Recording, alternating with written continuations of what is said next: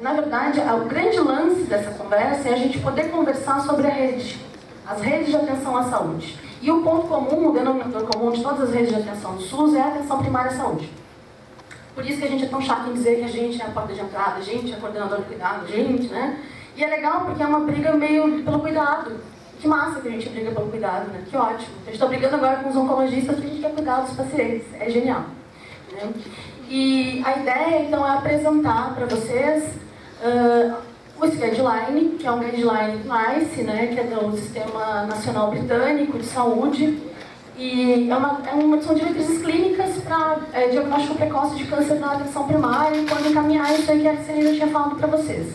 A parte técnica, clínica, a gente vai passar, eu vou mostrar para vocês algumas coisas, mas a ideia da apresentação é a gente refletir um pouco sobre quais são os entraves, quais são os gargalos, esses que o Ronaldo comentou antes, de por que a gente não consegue caminhar, por que a mamografia depois não tem segmento, a gente não consegue então fazer nada com o PIRIDS4, para quem a gente encaminha, enfim. Então a ideia é a gente conversar sobre isso. Então é só para mostrar para vocês qual é a fonte bibliográfica. Eu uso outras fontes também para complementar, mas a principal é essa. As referências e o grau de recomendação são do NICE, não são de outra fonte bibliográfica. Então vocês vão ver ao lado de cada recomendação vai ter um grau de evidência. Para quem não está familiarizado, são as letrinhas A, B, C, D, né, que são os graus de recomendação daquela recomendação clínica. E o objetivo então é falar disso, né? Quando referenciar pacientes com suspeita de neoplasia de mama, neoplasia de colo uterino, neoplasia de cólon, neoplasia de pulmão, neoplasia, quando referenciar.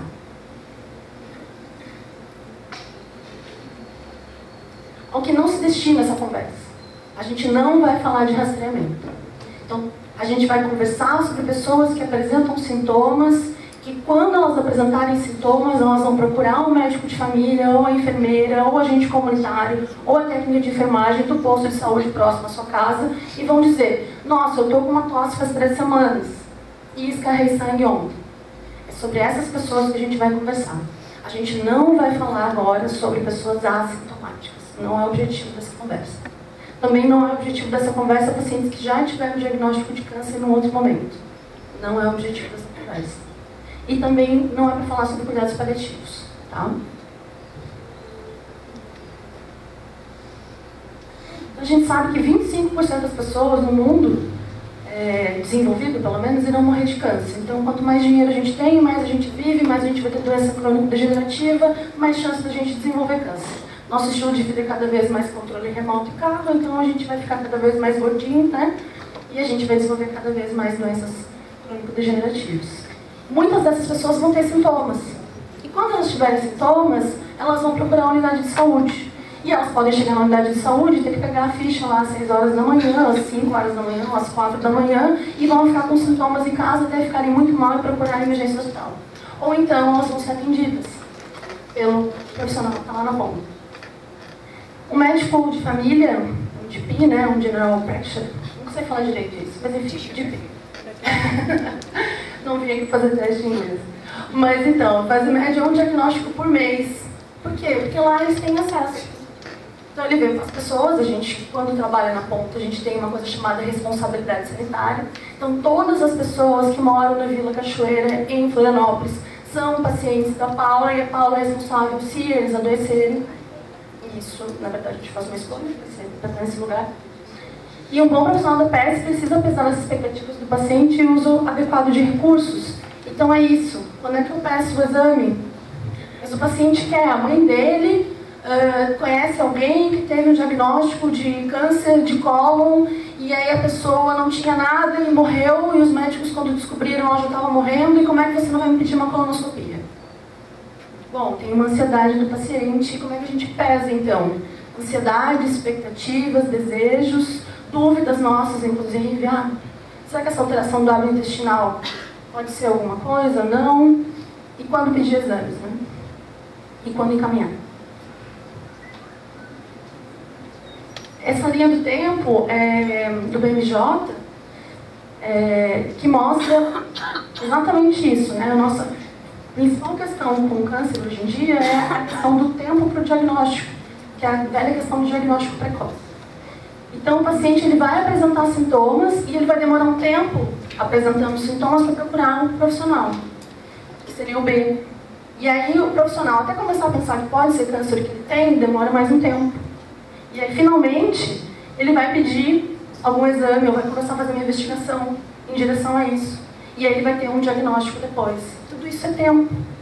Então como é que a gente diminui esse tempo? Como é que a gente qualifica esse tempo? Sem contar que tem toda uma fase pré-sintomática também, mas que é outra questão. Então, os britânicos usaram essa diretriz clínica que preconiza o quê? Encaminhamento imediato, e quando encaminhar imediatamente, ou seja, já vou encaminhar para internação ou para emergência no hospital. Quando que eu posso encaminhar com urgência?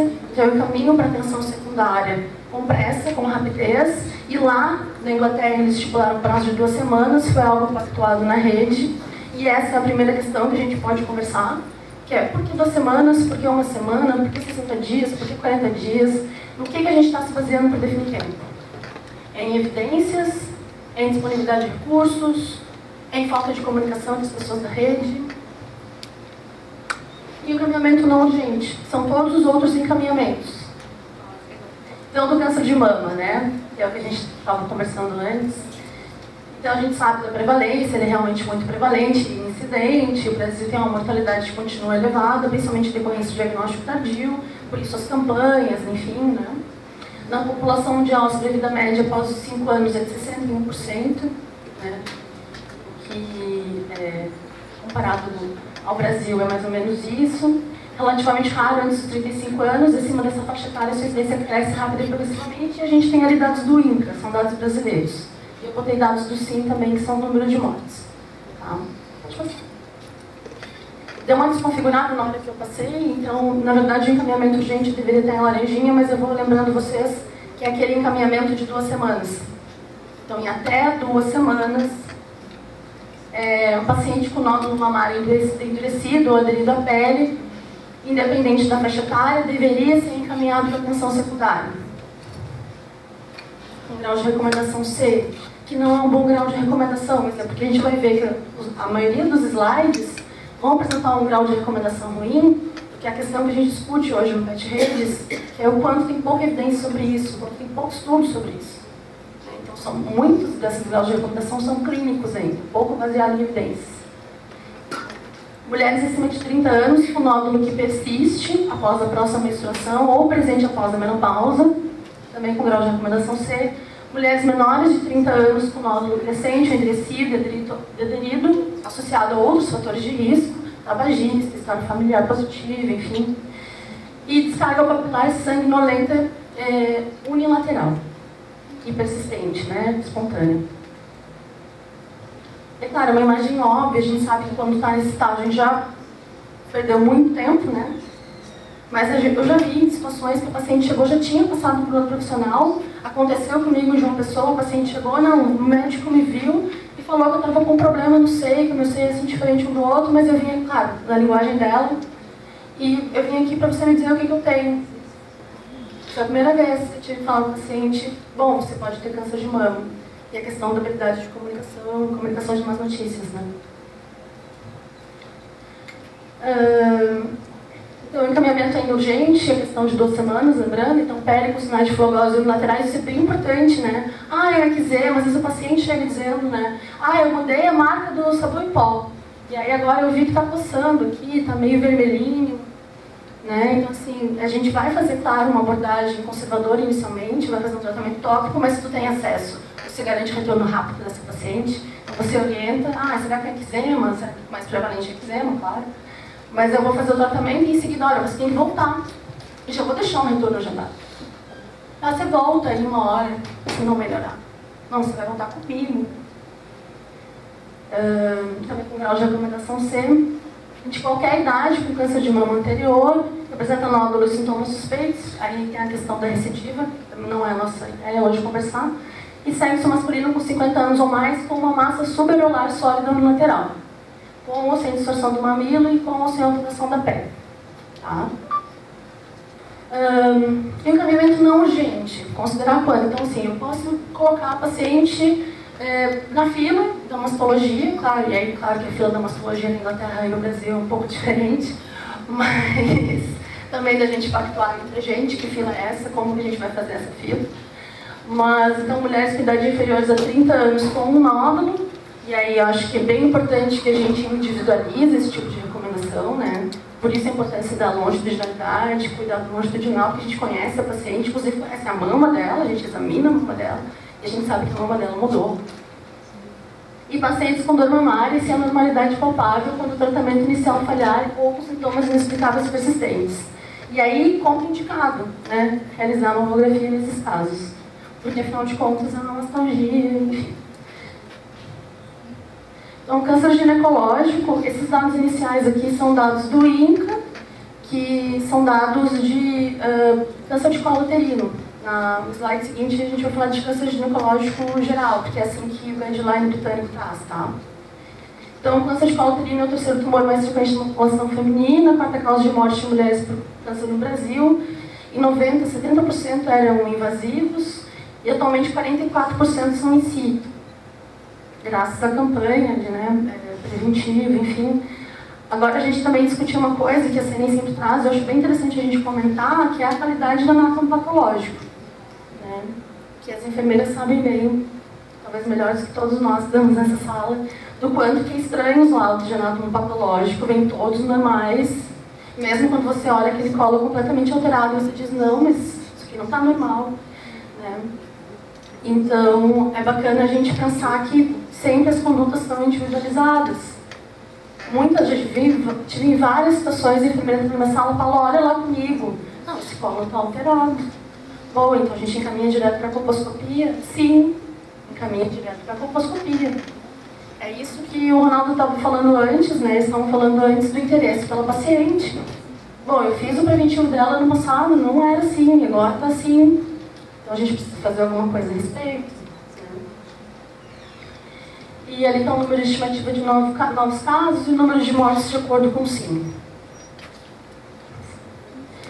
Bom, com relação ao encaminhamento urgente, então em até 2 semanas. Alterações no ciclo menstrual, sangramento intermenstrual ou sinusorragia, sangramento pós-menopausa, deve ser realizado o exame pélvico especular. Você pode olhar. É que na Inglaterra tem essa coisa das questões relacionadas à sexualidade não ficar muito na atenção primária. Existe um outro médico para quem você referencia, por exemplo, o médico de família ele não solicita sorologias para o paciente, faz aconselhamento pré-teste e pós-teste. Tem um pouco a ver com a cultura deles, eles não falam abertamente de sexualidade como a gente. Então eles têm dentro do sistema inglês um pouco diferente. Se você tem questões genitais, você vai nesse outro médico, não é o teu médico de família. Então, o médico de família te conhece como um todo, menos a sua genitália. Né? Aqui a gente não tem tanto pudor, então a gente vai olhar a genitália dos nossos pacientes. Colo uterino com características sugestivas, não necessita aguardar resultado do preventivo e o resultado negativo anterior não deve atrasar encaminhamento. Após 6 semanas de suspensão, então, de terapia de reposição hormonal, bom, a gente não está aqui para conversar sobre terapia de reposição hormonal, mas enfim, se estiver fazendo, né, com sangramento pós-menopausa persistente, tomando tamoxifeno também, com sangramento pós-menopausa, com inexplicável nódulo vulvar, com sangramento vulvar devido à ulceração. Vocês estão vendo que contém uma série de CAs aqui, né, não é de colo uterino, ele está falando de várias neoplasias ali, mas são recomendações, as recomendações estão ali, o grau de recomendação do lado.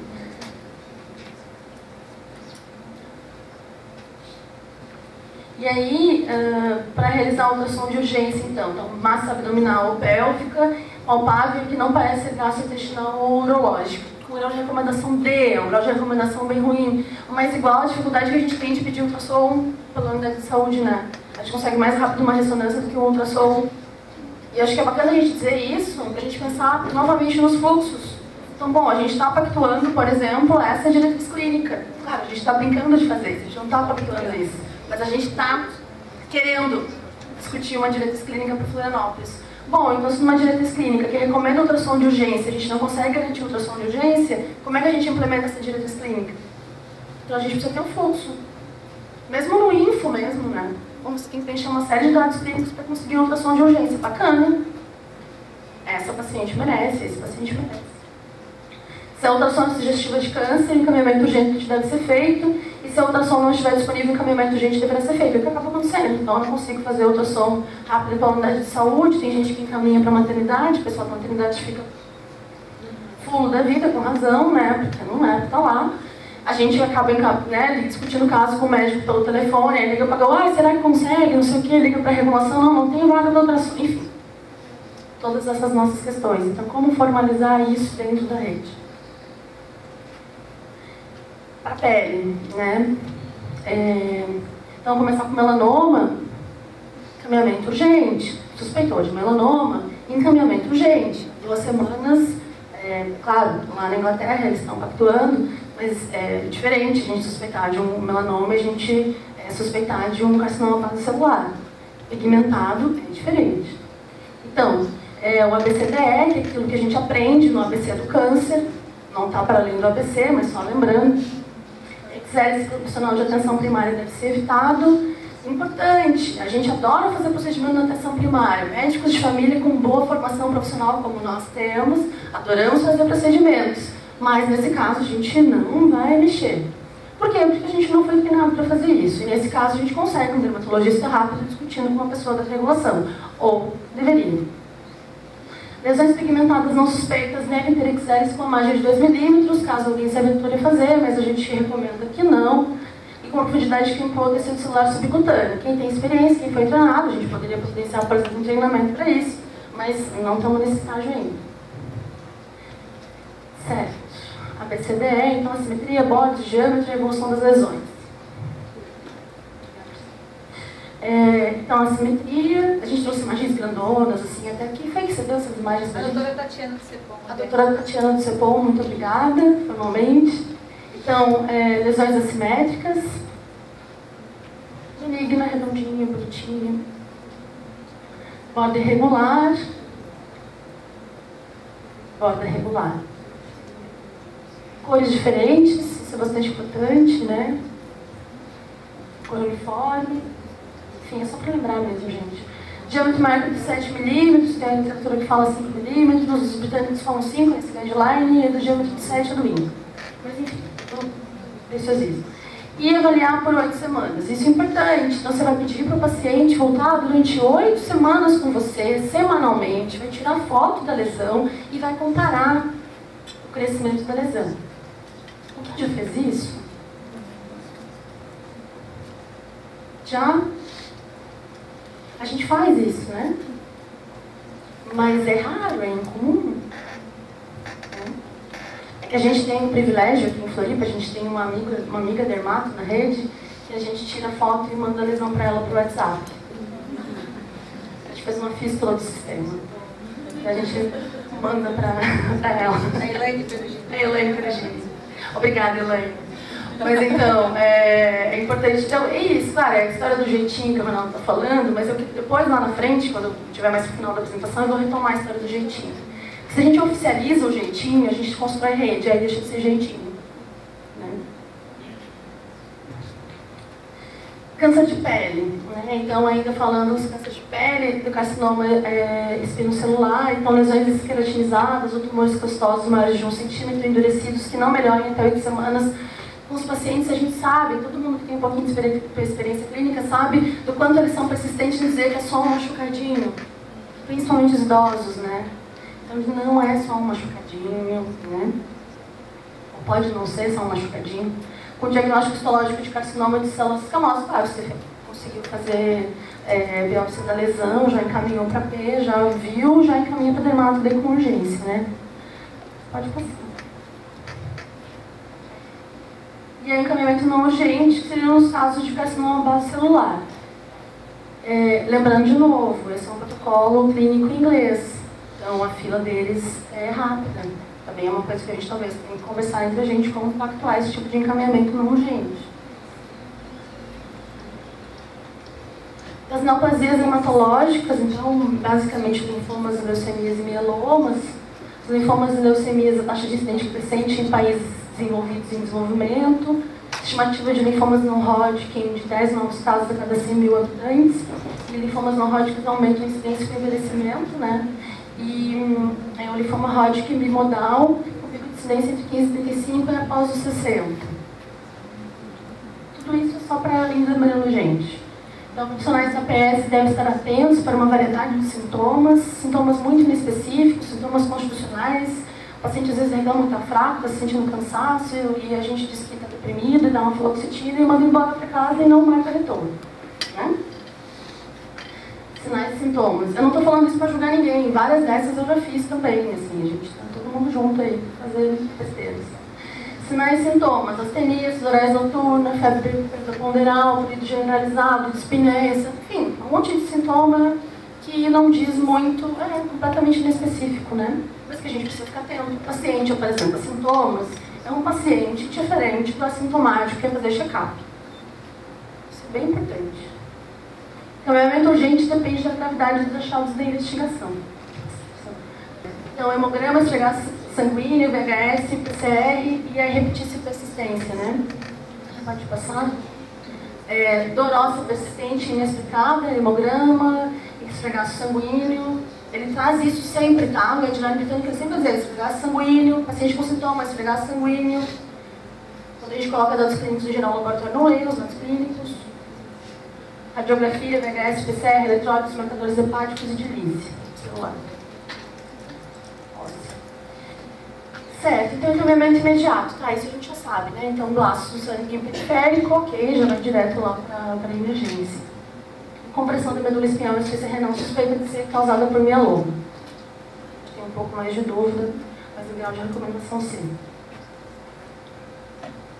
Se linfonodo megalínico persistente por mais de 6 meses, aumentado de tamanho, e aí tá todas as questões, né, dos linfonodos alterados, endurecido, aderido. Maior que 2 centímetros, difusos, associados a sudorese noturna, perda ponderal, sintomas constitucionais. Esplenomegalia inexplicável e persistente, principalmente nos linfomas e na leucemia linfocítica crônica, né? Câncer de colo retal. Então, câncer de colo retal, né? Encaminhamento urgente, de novo, retomando, até 2 semanas.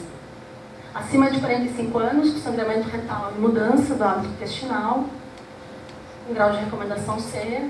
Acima de 60 anos, com sangramento retal persistente, por mais de 6 semanas sem mudanças no hábito intestinal, também grau de recomendação C. E acima de 60 anos, com mudança no hábito intestinal persistente, por mais de 6 semanas sem sangramento retal. Encaminhamento urgente ainda até 2 semanas. Em qualquer idade, com massa palpável, endurecida, em quadrante inferior direito do abdômen. Em qualquer idade, com massa retal palpável, ventre abdominal. Homens com qualquer idade com inexplicável anemia por deficiência de ferro. Aí tá. Esse do homem e das mulheres com anemia, a gente também tem que relativizar a questão dos países em desenvolvimento. Né? E aí talvez a gente tenha, essa parte tem que construir de uma maneira diferenciada para a nossa realidade. Pode passar.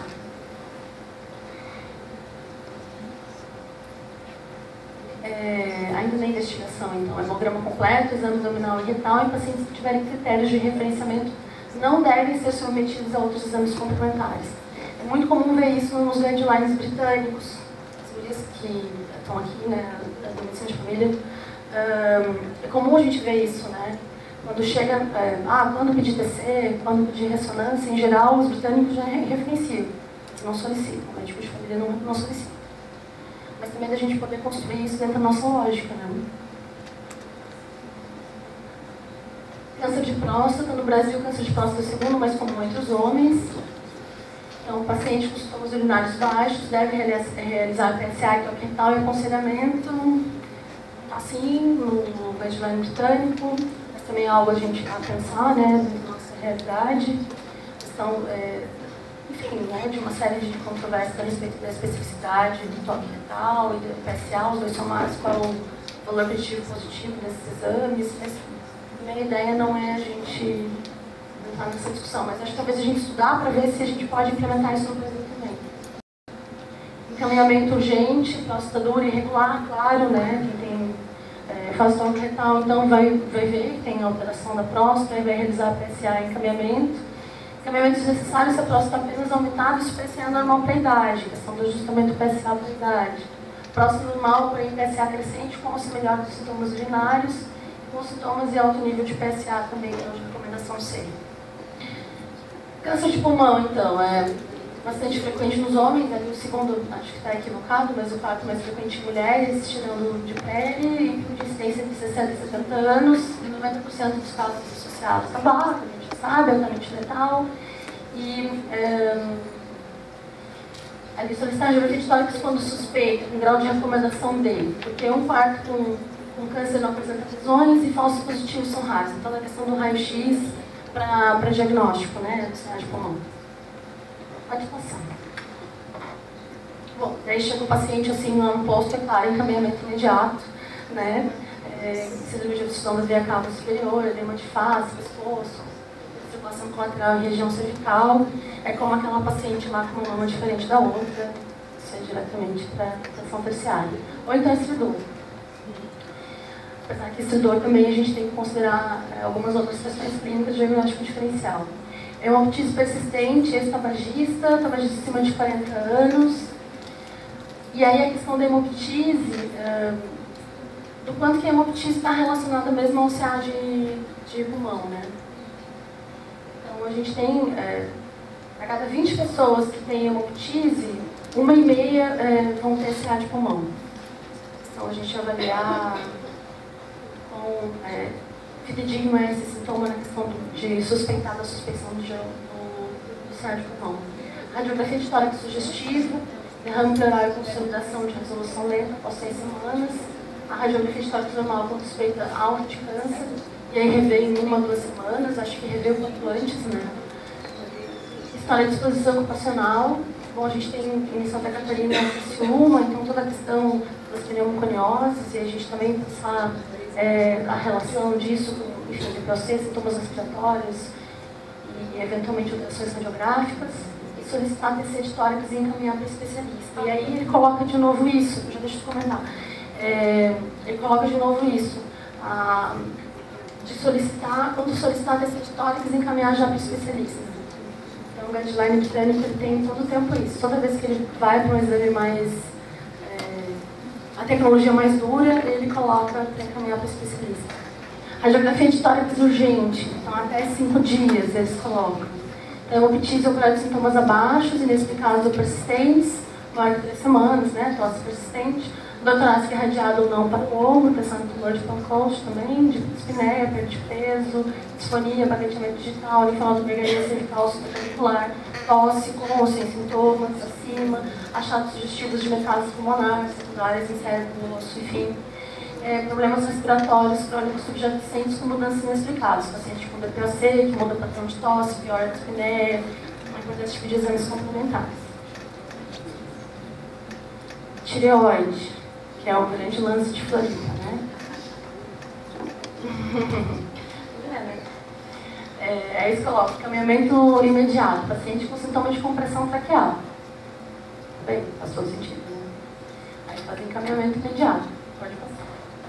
Encaminhamento imediato, lembrando, encaminhamento para internação ou já para emergência hospitalar, em poucas horas. Esse é o encaminhamento imediato pactuado espontâneo.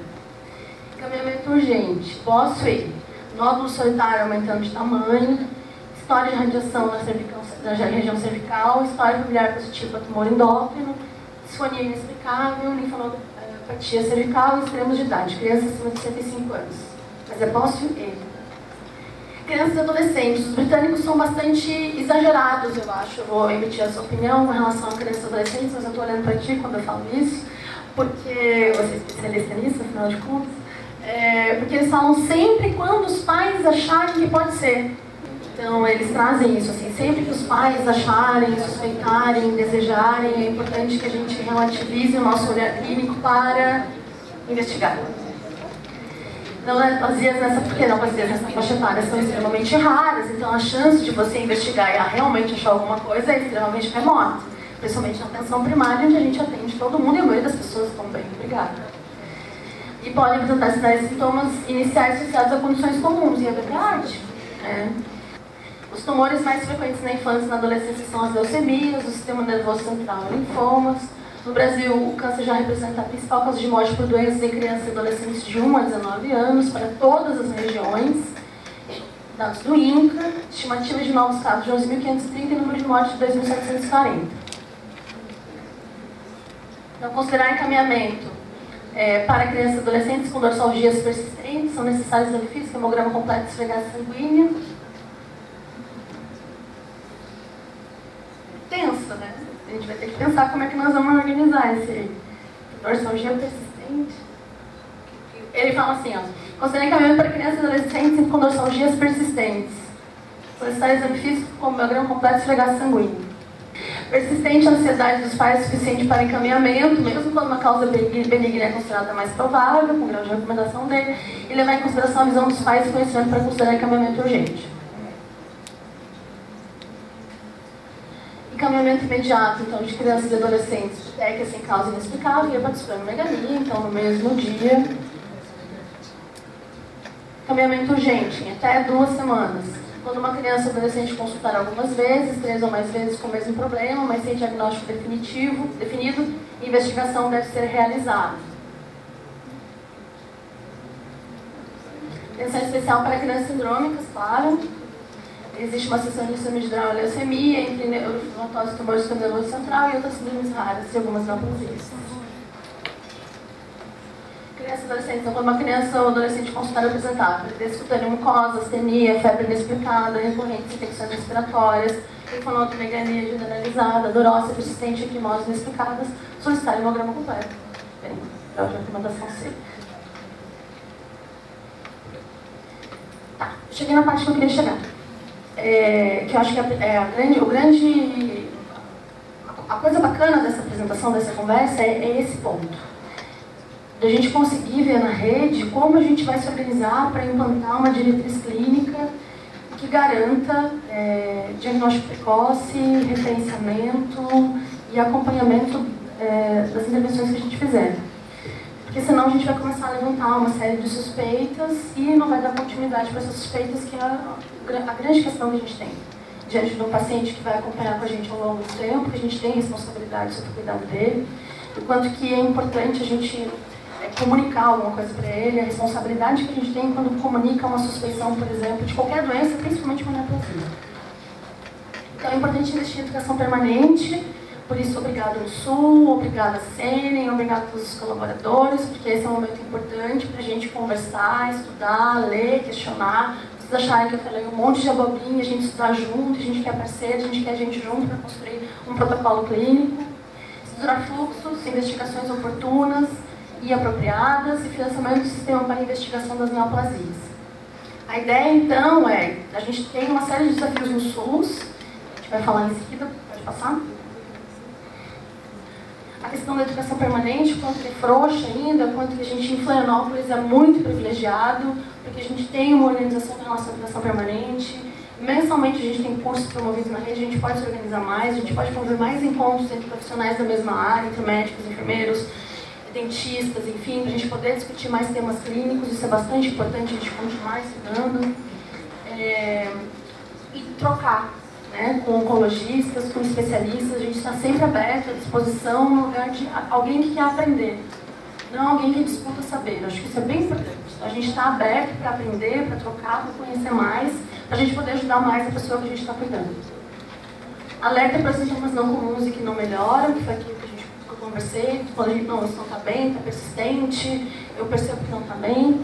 E alerta para a preocupação dos pais em relação às crianças, que é o recado da doutora Seri, que quando o pai desconfia a gente tem que escutar, tá bem, a gente vai escutar e vamos relativizar de acordo com o nosso conhecimento clínico.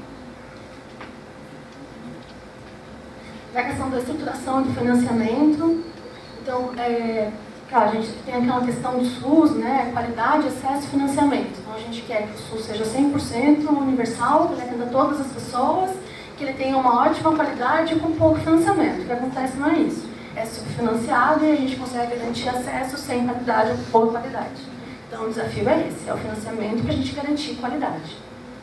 E aí, bom, a gente tem relatos de experiência do que é possível, né? Por exemplo, Sapo Grande, eu sei que muitos de vocês ficaram surpresos, enfim, com o funcionamento do posto de saúde, mas do esforço cotidiano dos trabalhadores que trabalham lá. Porque segura um baita rojão para garantir acesso 100%, com qualidade, com atendimento por telefone, com eu estou aberto todo o tempo, com WhatsApp para os pacientes. Obrigada. Mas a gente é brigão, porque a gente é muito guerreira. Chega uma hora que também cansa, né? Então, acho que é bacana a gente poder falar sobre isso, que sim, a gente garante aquilo que acontece no Saco Grande não é mentira, não é blefe do Ronaldo, não é algo que a gente trouxe que é uma fantasia, acontece de verdade, os pacientes são muito gratos, eles gostam muito da gente, a gente gosta muito deles, mas tem um esforço. Então, assim, a gente também garantir que na rede tem um respaldo, que as equipes possam, sim, ter uma população na área de escrita bacana, compatível com o tamanho da equipe, né? Por exemplo, a minha área é praticamente todinha de interesse social, é dentro da Vila Cachoeira, então as pessoas necessitam da unidade de saúde, é lá que elas procuram, elas às vezes não têm dinheiro para pegar ônibus para ir no hospital, então a gente precisa de financiamento e respaldo, precisa. Então, encaminhamento urgente, discussão de encaminhamento urgente, começar a investigação com encaminhamento assegurado e fornecer apoio e informações apropriadas. Então, eu não posso dizer para o paciente que ela está com suspeita de ter câncer de mama e eu não sei o que eu vou fazer com o resultado da tomografia e não sei para onde encaminhar. Isso não pode acontecer. Quando eu pedir um exame para um paciente, eu tenho que saber o que eu vou fazer com o resultado daquele exame se der alterado. O médico que é preocupado com cuidado, a enfermeira que é preocupada com cuidado, quando ela solicita um exame, ela está preocupada com o desfecho do resultado do exame.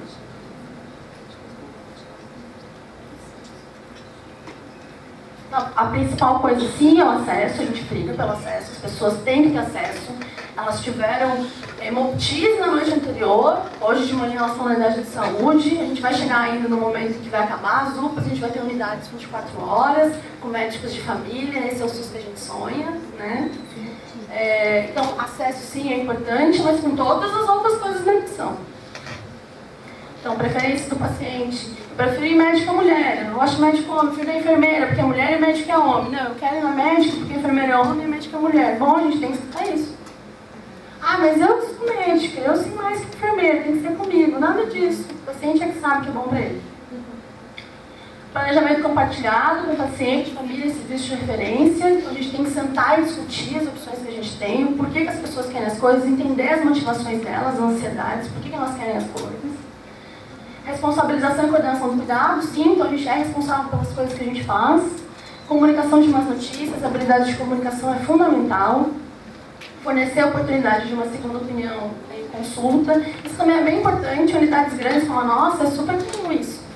O paciente vai comigo, aí eu falo, você não precisa fazer nenhum exame, check-up, é muito comum. Aí, mas eu quero com outra médica lá, porque essa médica disse que eu não tenho que fazer nenhum exame. Bom, sim, a gente tenta mediar, conversar, explicar por quê, mas em última instância também, é direito dele. Fornecer, no caso de criança, ouvir os pais educadores, bem importante, a gente tem a parceria da escola, a gente tem a PSE, então todo mundo está envolvido no cuidado da criança. Aspectos psicossociais, culturais e de gênero, bastante importante, né? A gente praticamente não fala em saúde LGBT, mas está crescente, o SUS está fazendo também diretrizes em relação a isso, a gente praticamente não fala sobre isso. Eu tenho, por exemplo, um paciente que está em processo de transexualização, completamente feminino, ele não gosta do pênis dele, tem horror do pênis dele, se algum dia tiver alguma doença naquele pênis, ele não vai me falar. Eu tenho essa desconfiança, então acho que também é importante a gente poder conversar sobre essas questões. Eu tenho que acabar. Habilidade de comunicação, já falaram brilhantemente, estão acabando. Mas de tudo isso, acho que o mais importante é o seguinte, é fazer rede. Então aqui é a parte final da história para a gente finalizar mesmo. Que é essa coisa do jeitinho, eu falo com fulano que consegue o exame, que não sei quem, que passa na frente não sei quem, a gente poder formalizar isso. Não, acho que é importante a gente poder pactuar questões na rede, da gente poder se conversar. E a gente precisa se comunicar. Acho que habilidades de comunicação são fundamentais para a gente falar com o paciente, mas também entre a gente. A gente poder se comunicar pelo cuidado da pessoa que está na nossa frente. Era isso, muito obrigada.